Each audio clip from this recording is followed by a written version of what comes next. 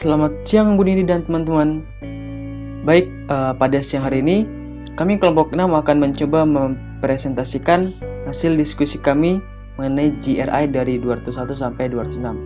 Nah, sebelum itu kami akan memperkenalkan diri kami. Yang pertama, Agatha Jovita dengan NIM 172314011, Yohanes Pangesusanjoyo dengan NIM 172311016, Nanda Ayu Untari dengan NIM 172314048, dan Lehen Setiawan dengan NIM 182314018. Baik, untuk mempersingkat waktu, presentasi pertama akan dimulai oleh Nanda Ayu Untari.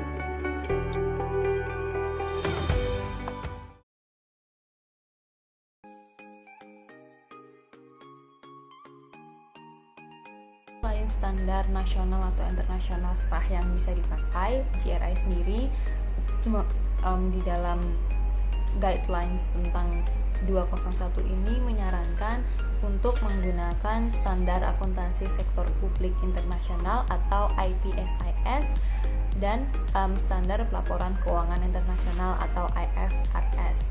Selain menggunakan atau membuat laporan sesuai standar, GRI juga menyarankan dan tertulis kalau misalnya memang itu wajib, laporan keuangan itu diaudit secara internal atau secara eksternal. Lalu lanjut ke tentang pembahasan disclosure atau pengungkapan 201/1 yang membahas tentang nilai ekonomi langsung yang dihasilkan dan didistribusikan. Jadi ada dua komponen dalam pembahasan ini, yaitu membahas pendapatan yang didapat oleh perusahaan, dan yang kedua dan bagaimana caranya si perusahaan itu mendistribusikan pendapatan itu, dan yang kedua adalah kalau misalnya pendapatan itu sangat signifikan, itu dibuat laporan yang terpisah. Apa yang dimaksud dengan signifikan adalah misalnya perusahaan itu pendapatannya itu berpengaruh terhadap sektor dari jenis perusahaan itu, atau berpengaruh terhadap pertumbuhan ekonomi negaranya dan segala macamnya gitu. Tapi intinya adalah tentang bagaimana perusahaan itu menggunakan pendapatan tersebut untuk karyawannya dan juga non karyawannya. Lanjut ke slide 8. Apa sih latar belakangnya dari pembahasan ini?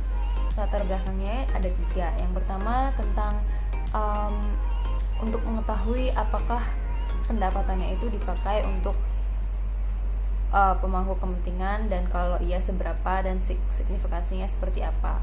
Seperti itu. Jadi cara perusahaan itu mengatur hasil dari pendapatannya itu. Yang kedua adalah profil ekonomi perusahaan, karena dengan melihat laporan keuangannya dan pendapatannya dan lain-lain, kita bisa melihat perusahaan ini termasuk perusahaan yang sebesar apa, terus juga kita bisa melihat kontribusinya terhadap masyarakat seperti apa. Jadi bisa melihat perusahaan itu secara lebih komprehensif dan holistik. Jadi bisa menunjukkan secara tidak langsung atau secara langsung kepribadian atau kualitas dari perusahaan itu sendiri, dan juga pastinya kontribusi perusahaan itu terhadap ekonomi secara nasional atau secara sektoral.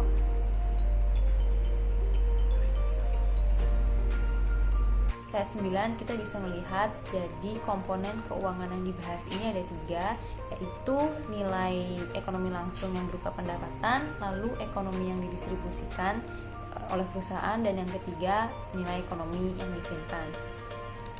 Nah, komponen-komponennya terdirinya itu dari apa aja? Itu ada pendapatan yang bisa berasal dari finansial atau melalui penjualan aset, seperti yang bisa dilihat secara detailnya di slide 11. Selanjutnya ada biaya operasional. Biaya operasional itu mencakup pembayaran tunai yang dilakukan keluar dari perusahaan untuk membiayai kebutuhan produksi dan segala macam proses dari perusahaan itu sendiri. Contohnya adalah pembayaran untuk royalti, biaya pelatihan, atau misalnya pakaian pelindung untuk menjaga keamanan dari pekerja-pekerjanya.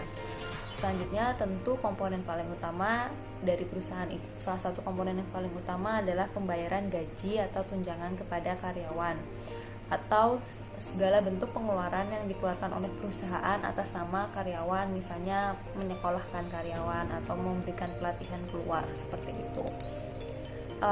Selanjutnya juga ada pembayaran kepada penyedia modal berbentuk dividen atau bunga dari utang yang dimiliki oleh perusahaan.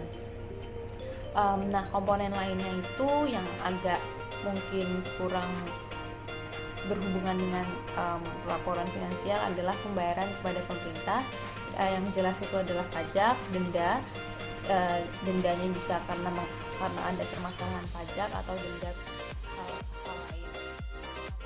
Selanjutnya adalah investasi masyarakat. Yang dimaksud dengan investasi masyarakat adalah segala sesuatu yang dikeluarkan oleh perusahaan terhadap pihak-pihak yang berada di luar perusahaan tersebut dan tidak memberikan manfaat komersial kepada perusahaan itu. Contohnya adalah uang untuk membangun infrastruktur masyarakat atau suatu komunitas, dan juga donasi terhadap badan-badan sosial yang tidak mengambil profit dari sumbangan tersebut. Contoh yang kami ambil ini adalah laporan CSR dari Ford Company tahun 2018 yang berusaha untuk membangkitkan ekonomi perempuan dengan mendorong kewirausahaan di negara-negara berkembang seperti India dan Afrika Selatan. Contoh yang kedua dari laporan yang sama, Ford Company berusaha untuk meningkatkan kewirausahaan di Romania tapi berfokus kepada kaum muda. Pembahasan selanjutnya adalah Disclosure 201/2, yaitu pembahasan tentang bagaimana resiko atau kesempatan yang muncul karena adanya global warming itu bisa mempengaruhi finansial dari perusahaan tersebut. Bisa kita lihat di slide 20, itu yang harus dibahas dalam laporan ini adalah pertama tentang resikonya apa atau kesempatannya apa, lalu yang kedua kira-kira dampaknya yang akan terjadi itu apa, dan yang ketiga secara adalah implikasi finansial kepada perusahaan misalnya tidak diambil suatu kebijakan. Yang keempat, lalu kira-kira baru kebijakan apa yang baik untuk diambil, dan yang kelima adalah biaya yang akan atau perlu dikeluarkan untuk melaksanakan kebijakan tersebut. Contoh dari laporan CSR-nya masih menggunakan Ford Company. Ini adalah usaha mereka untuk mengurangi pengeluaran emisi gas rumah kaca dengan mengganti produksi mereka menggunakan sumber daya alam yang lebih ramah lingkungan.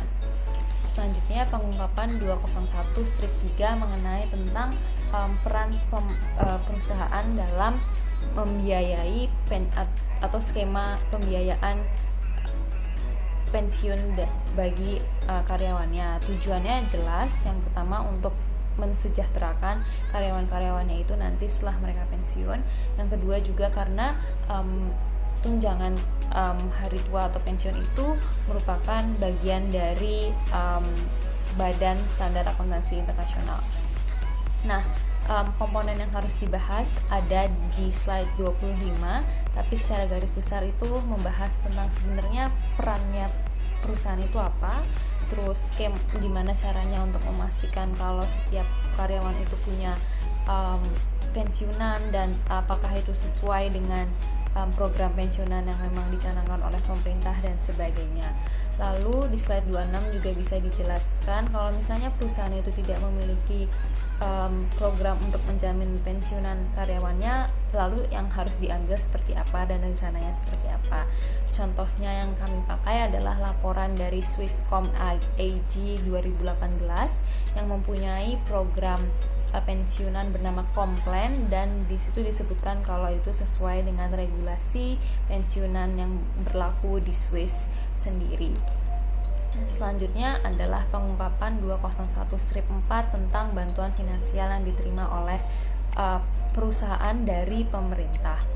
Nah, jadi sebenarnya perusahaan itu bisa menerima suatu bentuk uang dari pemerintah yang bentuknya bermacam-macam, bisa dilihat di slide 29, misalnya subsidi, hibah atau hadiah, atau mungkin dana karena mendapatkan penghargaan, atau kredit, dan berbagai macam. Atau misalnya mungkin pemerintahnya sendiri mengambil menjadi investor atau memiliki saham di perusahaan tersebut.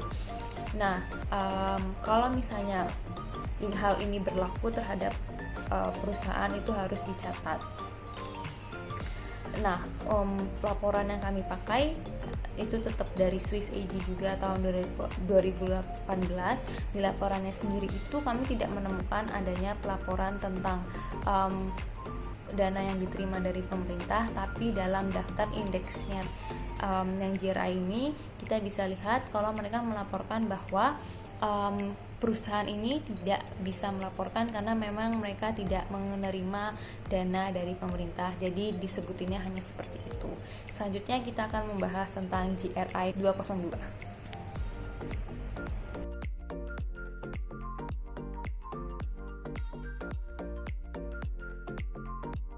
Halo teman-teman semua, perkenalkan nama saya Leon Setiawan dengan NIM 18231414018. Hari ini saya akan membahas tentang GRI 202, yaitu tentang keberadaan pasar. Nah, di dalam GRI 202 ini kita akan membahas tentang topik bagaimana suatu organisasi berkontribusi pada daerah-daerah yang mereka duduki.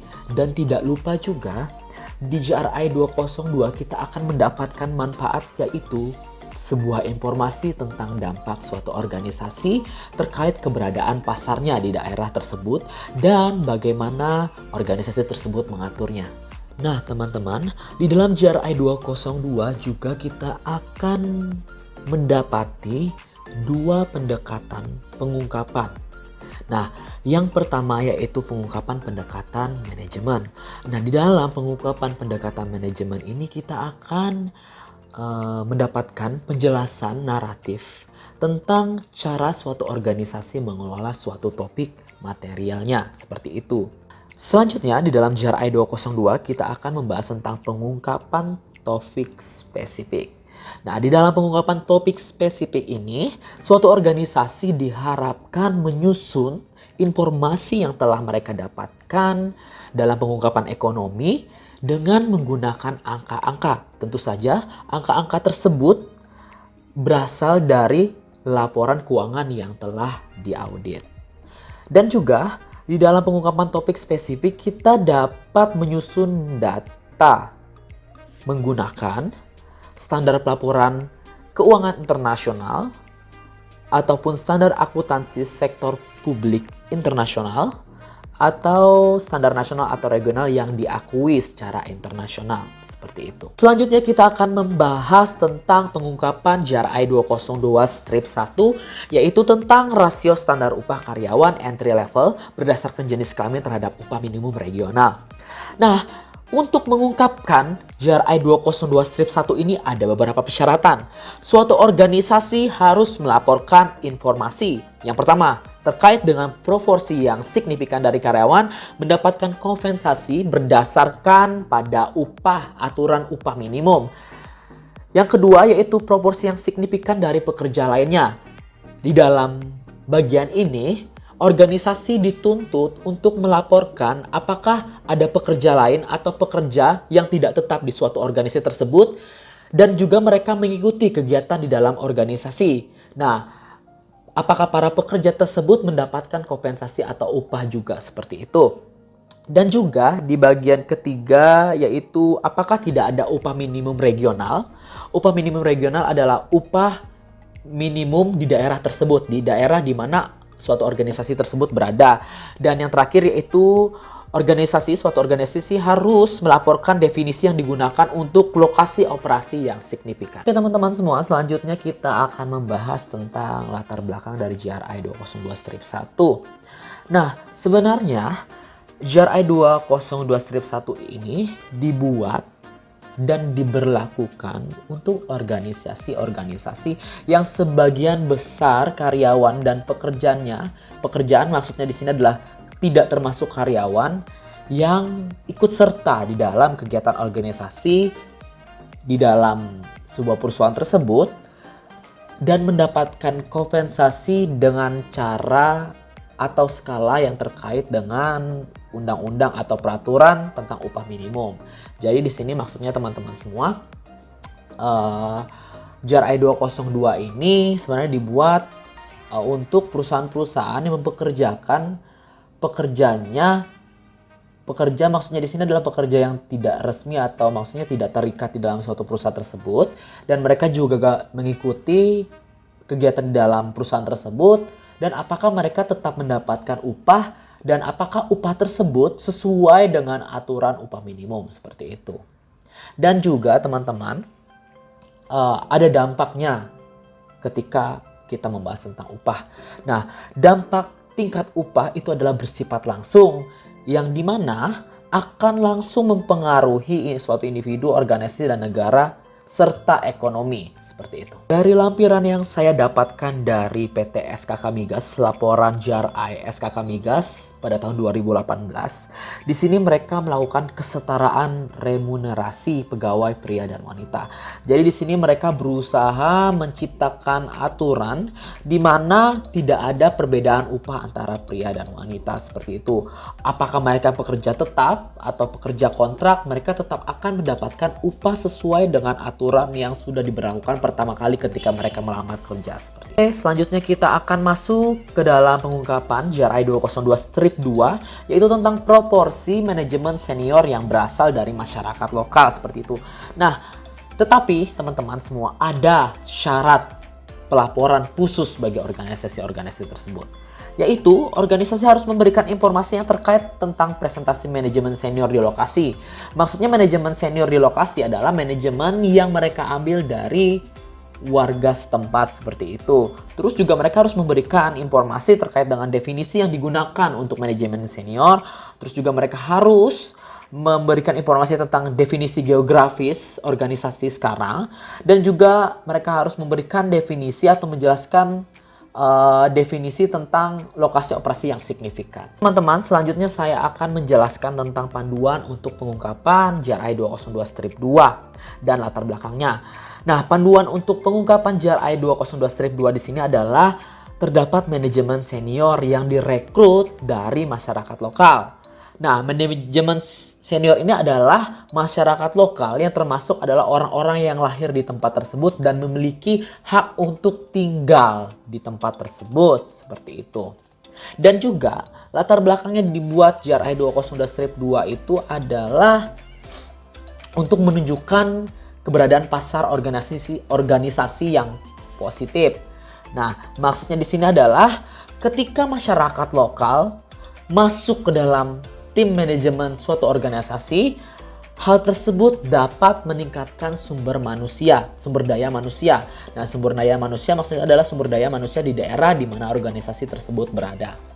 Untuk pengungkapan JRI 202-2, di sini saya juga ada mendapatkan laporan dari PT SKK Migas 2018, yaitu tentang keterlibatan masyarakat dalam perencanaan PPM Hulu Migas. Jadi di sini SKK Migas berusaha merekrut masyarakat yang ada di tempat tersebut untuk bergabung di dalam suatu kegiatan atau suatu rancangan yang hendak dibuat oleh SKK Migas. Jadi di sini SKK Migas berusaha untuk menarik masyarakat untuk ikut serta dalam programnya.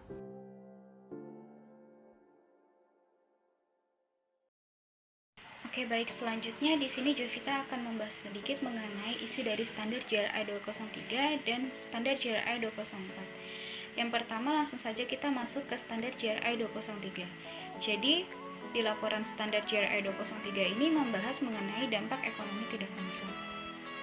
Sebenarnya apa sih yang dimaksud dengan dampak ekonomi tidak langsung? Jadi dampak ekonomi tidak langsung itu sendiri merupakan konsekuensi tambahan dari dampak ekonomi langsung yang dibahas dalam JRI 200 ini.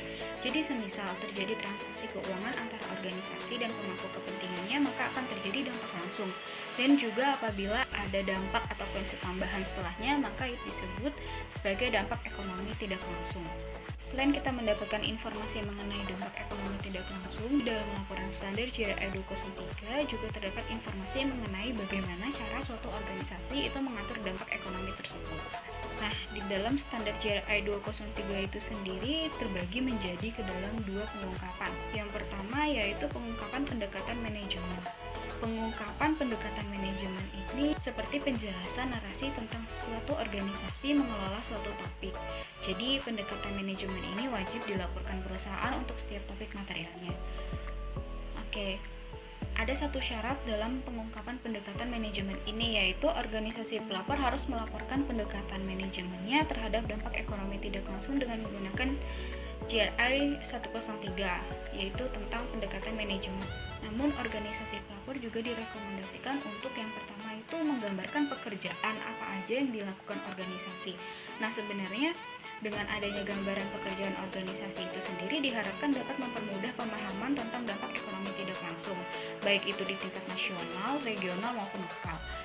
Yang kedua yaitu organisasi pelapor juga direkomendasikan untuk menjelaskan dan menggambarkan bahwa organisasi telah melakukan penilaian kebutuhan masyarakat setempat. Nah, jadi penilaian kebutuhan masyarakat itu dilakukan oleh organisasi secara khusus untuk menentukan sebenarnya apa saja kebutuhan infrastruktur atau layanan apa saja yang tepat untuk masyarakat sekitar. Nah, jadi bisa dikatakan bahwa pengungkapan pendekatan manajemen ini lebih luas gambarannya sehingga harus dispesifikkan lagi dan dituangkan dalam pengungkapan topik spesifik. Langsung saja kita masuk ke pengungkapan yang kedua, yaitu pengungkapan topik spesifik. Jadi di sini terdapat dua topik spesifik di dalam GRI 203. Yang pertama yaitu mengenai pengungkapan 203 strip 1 itu mengenai investasi infrastruktur dengan dukungan layanan. Jadi di dalam pengungkapan 203 strip 1 ini memiliki beberapa persyaratan. Yang pertama itu organisasi pelapor harus menyampaikan informasi tentang tingkat pengembangan dari investasi infrastruktur yang signifikan.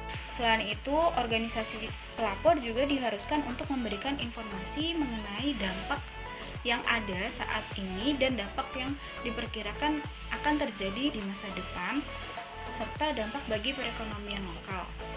Yang terakhir yaitu organisasi pelapor diharuskan untuk melaporkan sifat investasi dan layanan yang disediakan organisasi untuk masyarakat. Jadi apabila investasi atau layanan yang diberikan dalam bentuk benda atau barang, itu berarti investasi dan layanan tersebut bersifat komersial. Tapi jika investasi atau layanan yang diberikan dalam bentuk keterlibatan dalam masyarakat, maka bersifat pro bono. Nah, dari ketiga persyaratan tadi yang di dalamnya memuat beberapa informasi material, kini ada dua rekomendasi pelaporan dalam menggabungkan informasi-informasi tersebut. Yang pertama yaitu organisasi pelapor itu sebaiknya mengungkapkan ukuran, biaya, durasi dari setiap investasi infrastruktur yang signifikan atau didukung layanan. Selain itu juga organisasi pelapor sebaiknya mengungkapkan sejauh mana sih dampak investasi infrastruktur dan dukungan layanan dari organisasi terhadap komunitas lain atau bahkan berdampak langsung hingga ke perekonomian lokal. Nah, dari tadi kan disinggung mengenai investasi infrastruktur. Sebenarnya apa sih yang dimaksud investasi di sini? Jadi yang dimaksud investasi di sini itu seperti jalur-jalur penghubung transportasi, utilitas, fasilitas sosial masyarakat, pusat kesehatan dan kesejahteraan, serta pusat olahraga.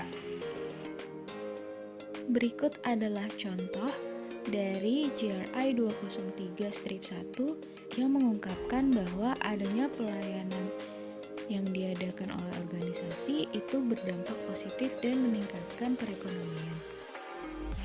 Selanjutnya kita masuk ke dalam pengungkapan topik spesifik yang kedua, yaitu pengungkapan 203 strip 2. Jadi dalam pengungkapan ini itu membahas mengenai dampak ekonomi tidak langsung yang signifikan. Ada beberapa informasi yang harus dilaporkan organisasi dalam pengungkapan ini, yaitu seperti contoh dari dampak ekonomi tidak langsung yang sudah teridentifikasi signifikan dari organisasi, dan dampak tersebut itu mencakup dampak positif dan negatif. Nah, signifikansi dari dampak ekonomi tidak langsung itu sendiri dapat dilihat dalam konteks tolak ukur eksternal dan prioritas pemangku kepentingannya. Contohnya yaitu seperti standar nasional dan internasional, protokol, dan agenda kebijakan. Berikut ini merupakan salah satu contoh adanya pengungkapan GRI 203-2 yang dimana di dalam laporan tersebut mengungkapkan bahwa adanya dampak signifikan bagi para pemangku kepentingan. Oke, baik, selanjutnya kita akan lanjut ke standar GRI 204. Jadi di dalam standar GRI 204 itu sendiri memberi informasi mengenai dampak suatu organisasi terkait praktik pengadaan. Selain itu, di dalam laporan tersebut juga digambarkan bagaimana sih cara organisasi mengatur dampak tersebut. Di dalam GRI 204, informasi-informasi tersebut diungkapkan melalui dua pengungkapan. Yang pertama itu pengungkapan pendekatan manajemen. Jadi untuk mengungkapkan pendekatan manajemennya terhadap praktek pengadaan, organisasi itu dapat menggunakan GRI 103 yang di dalamnya itu tentang pendekatan manajemen. Jadi di pengungkapan pendekatan manajemen praktik pengadaan itu organisasi diharapkan menjelaskan satu langkah apa saja yang diambil organisasi. Nah, kenapa organisasi itu diminta menjelaskan langkah apa saja yang diambil?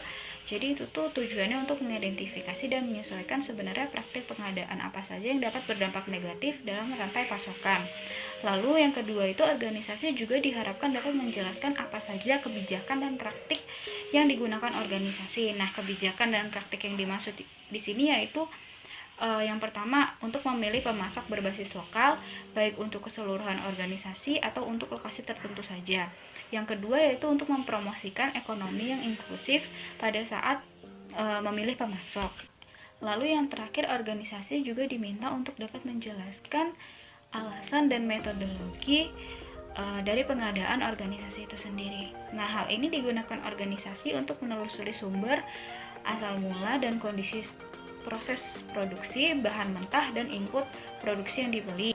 Nah, pasti di sini teman-teman ingin tahu kan sebenarnya apa saja sih praktek pengadaan yang bisa menyebabkan atau berkontribusi negatif dalam rantai pasokan. Jadi, praktik pengadaan yang bisa menyebabkan atau berkontribusi negatif dalam rantai pasokan itu yang pertama seperti stabilitas atau lamanya relasi dengan pemasok. Yang kedua itu jangka waktu produksi, yang ketiga itu rutinitas pemesanan dan pembayaran. Lalu yang keempat ada harga pembelian, dan yang terakhir itu mengubah atau membatalkan pemesanan. Itulah informasi-informasi yang terkandung di dalam pengungkapan pendekatan manajemen pada GRI 204. Berikut ini merupakan salah satu contoh adanya pengungkapan pendekatan manajemen GRI 204 yang di dalamnya memuat adanya kebijakan atau pedoman untuk melakukan praktik pengadaan. Sekarang kita lanjut ke pengungkapan topik spesifik di GRI 204. Nah, di dalam pengungkapan topik spesifik GRI 204-1 ini mengungkapkan proporsi pengeluaran untuk pemasok lokal. Di dalam informasi topik spesifik GRI 204-1 itu sendiri, organisasi pelapor harus melaporkan beberapa informasi, yaitu yang pertama seperti presentase anggaran pengadaan. Jadi di dalam presentase ini dapat berupa presentase produk dan jasa yang dibeli secara lokal. Yang kedua itu organisasi pelapor juga harus melaporkan informasi mengenai definisi geografis organisasi tentang lokal. Yang ketiga itu organisasi pelapor juga harus melaporkan definisi mengenai lokal operasi yang signifikan. Nah, dari ketiga informasi tersebut, organisasi pelapor juga diharuskan menyusun informasi dengan menghitung persentase berdasarkan penagihan atau komitmen yang dibuat selama periode pelaporan, misalnya menggunakan metode akuntansi akural. Berikut ini merupakan salah satu contoh adanya pengungkapan pendekatan GRI 204-1 yang di dalamnya itu memuat adanya presentasi pemasok lokal. Nah, dari beberapa contoh yang ada di dalam GRI 203 dan GRI 204 itu diambil dari laporan keberlanjutan tahun 2018 PT Pembangunan Jawa Bali.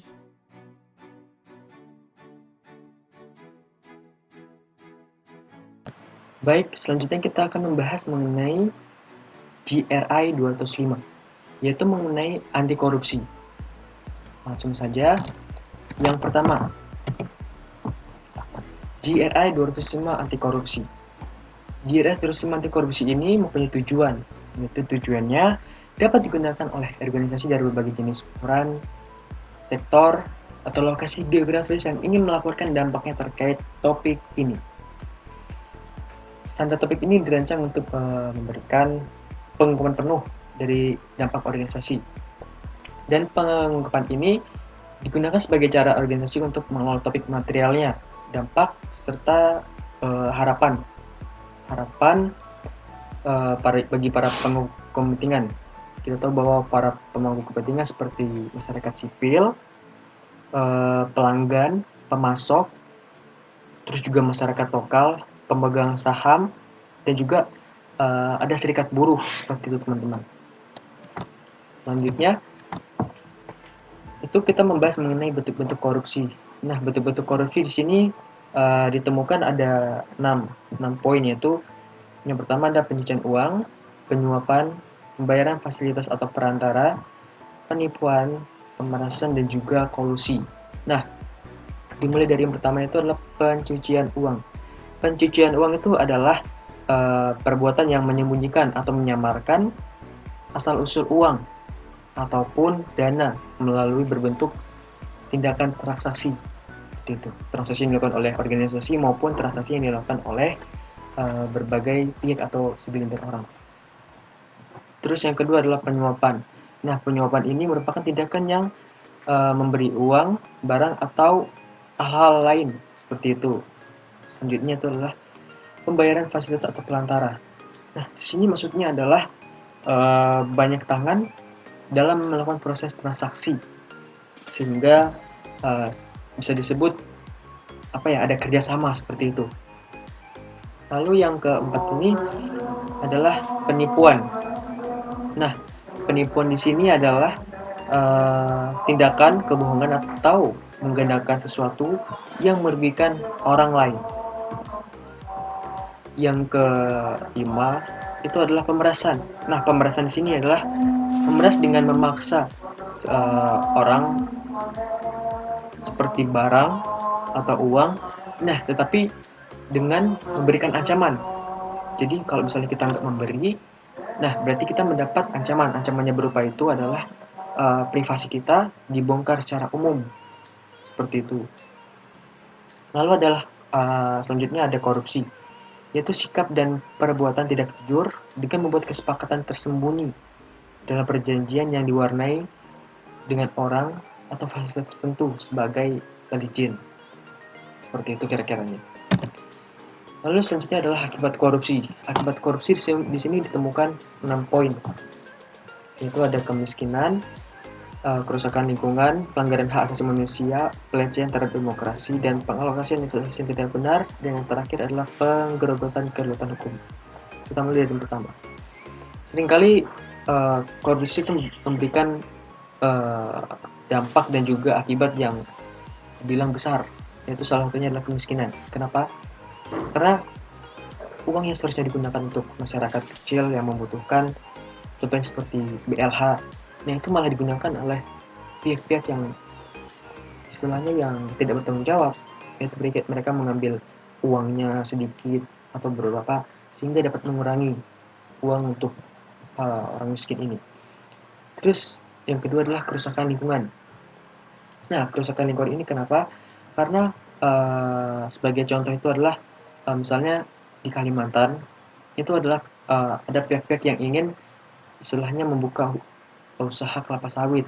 Nah, tapi dengan adanya iming-iming tersendiri bagi petani maupun pemilik lahan, nah itu sehingga bisa menyebabkan kerusakan lingkungan seperti teman-teman akibat dari korupsi ini juga. Terus yang ketiga itu adalah pelanggaran hak asasi manusia.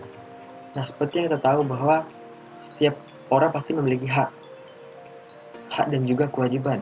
Nah, bagi masyarakat yang kurang mampu, itu terutama bagi pihak juga yang korupsi, itu tentunya melanggar hak-hak, terutama hak-hak bagi orang yang tidak mampu untuk mendapatkan bantuan dari pemerintah.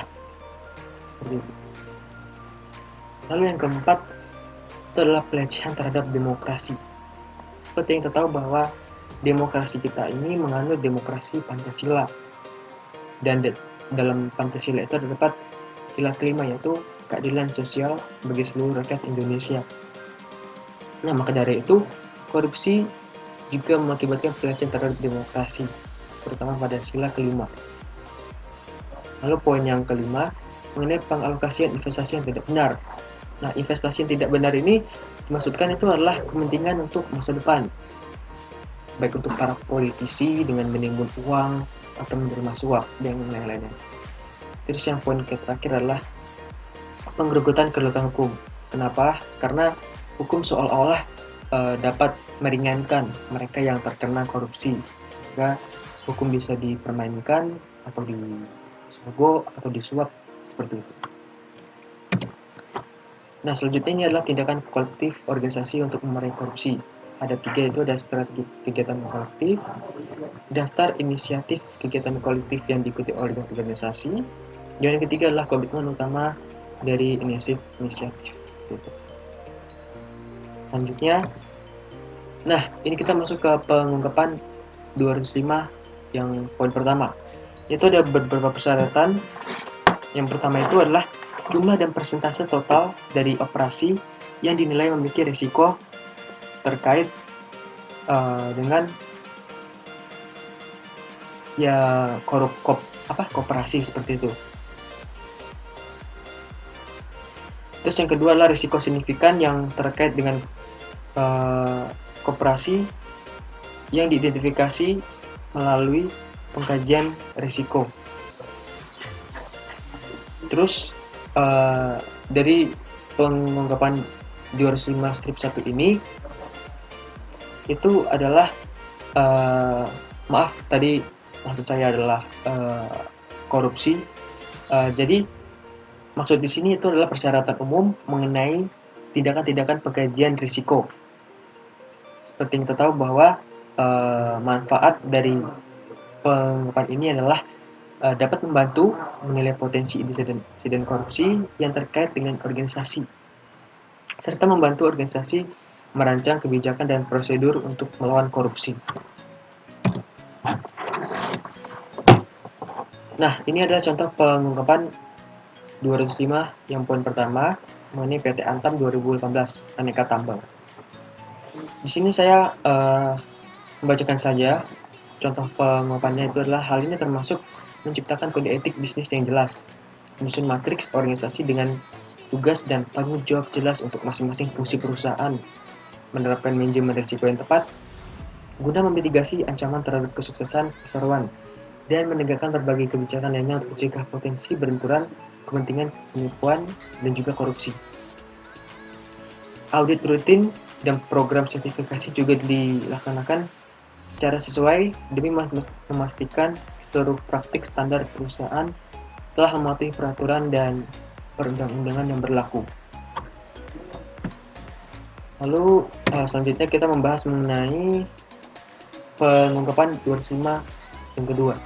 Itu adalah yang pertama ada jumlah dan presentase total anggota badan tata kelola, jumlah dan presentase total karyawan yang diuraikan berdasarkan kategori karyawan dan wilayah. Terus yang ketiga adalah jumlah presentase total mitra bisnis yang diuraikan berdasar mitra bisnis. Yang keempat, jumlah dan presentase total anggota badan tata kelola yang mengikuti pelatihan anti korupsi. Yang kelima adalah jumlah dan presentase total karyawan yang mengikuti pelatihan anti korupsi. Nah, di sini saya menemukan pengungkapannya. Nah, pengungkapan 205 yang poin kedua itu adalah dari PT Antam. Itu saya menemukan langkah-langkah anti korupsi dan juga pelatihan kepatuhan. Mungkin teman-teman di sini bisa membaca bahwa isi dari JRI 205 yang kedua ini adalah salah satunya adalah jumlah presentasi dan total anggota badan kelola yang mengikuti pelatihan anti korupsi dan juga total karyawan yang mengikuti pelatihan anti korupsi. Tapi di sini hanya disebutkan langkah-langkah anti korupsi dan juga pelatihan seperti itu. Nah, selanjutnya di sini ada rekomendasi pelaporan, yaitu yang pertama mengambil dari informasi pengungkapan 405 strip 1 tentang keanekaragaman dan kesempatan setara untuk mengidentifikasi. Ada 3 bagian, yaitu ada badan tata kelola yang ada di dalam organisasi seperti dewan direksi, komite manajemen atau badan serupa organisasi non korporasi. Yang kedua adalah jumlah total individu dan atau karyawan yang ada dalam badan tata kelola. Yang ketiga adalah jumlah total karyawan dan dalam setiap kategori karyawan tidak termasuk anggota badan tata kelola. Dan poin kedua Itu adalah estimasi jumlah total mitra bisnis. Selanjutnya, nah ini adalah pengungkapan 205 yang ketiga. Itu ada 4 bagian. Yang pertama itu adalah jumlah total dan sifat insiden korupsi yang terbukti. Terus yang kedua adalah jumlah total insiden yang terbukti yang mengakibatkan karyawan diberhentikan atau dihukum karena korupsi. Terus yang ketiga adalah jumlah total insiden yang terbukti yang mengakibatkan kontrak dengan mitra bisnis diakhiri atau tidak diperbaharui karena pelanggaran terkait korupsi. Dan yang terakhir adalah kasus hukum terkait korupsi yang diajukan oleh publik terhadap organisasi atau karyawannya selama periode pelaporan dan hasil dari kasus-kasus tersebut. Nah, di sini juga saya menemukan pengungkapan 205 poin ketiga ini. Nah, ini salah satu pengungkapan GRI 205 poin ketiga, yaitu mengenai insiden korupsi yang terbukti dan tindakan yang diambil. Nah, di sini saya menemukan tindakan yang diambil oleh PT Aneka Tambang tahun 2018, yaitu tidak ada toleransi, zero tolerance. Jadi saya bacakan saja di sini. Bagi kami, integritas adalah nilai yang menjadi acuan. Bagi kami, semua karyawan dalam menjalankan pekerjaan sehari-hari. Kami menyadari dan meyakini nilai-nilai integritas memiliki pengaruh yang sangat penting terhadap nama baik perseroan. Untuk itu, kami selalu memberikan perhatian yang serius terhadap segala bentuk pelanggaran yang terjadi. Nah, pelanggaran di sini itu adalah pelanggaran termasuk juga korupsi, seperti yang kita bahas sekarang ini. Mungkin selanjutnya akan dilanjutkan oleh teman-teman saya persilahkan.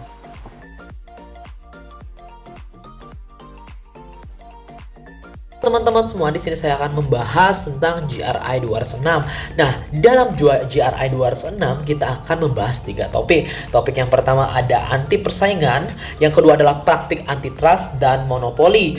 Yang dimana ketiga perilaku ini dimaksudkan untuk mengurangi kompetensi pasar seperti itu. Oke, selanjutnya kita akan masuk ke topik, yaitu pengungkapan topik spesifik. Nah, di dalam pengungkapan topik spesifik, yang lebih tepatnya pengungkapan GRI 206 strip 1, itu adalah langkah-langkah hukum untuk perilaku anti persaingan, praktik antitrust dan monopoli. Nah, di dalam pengungkapan 206 strip 1 ini kita mempunyai beberapa syarat pelaporan.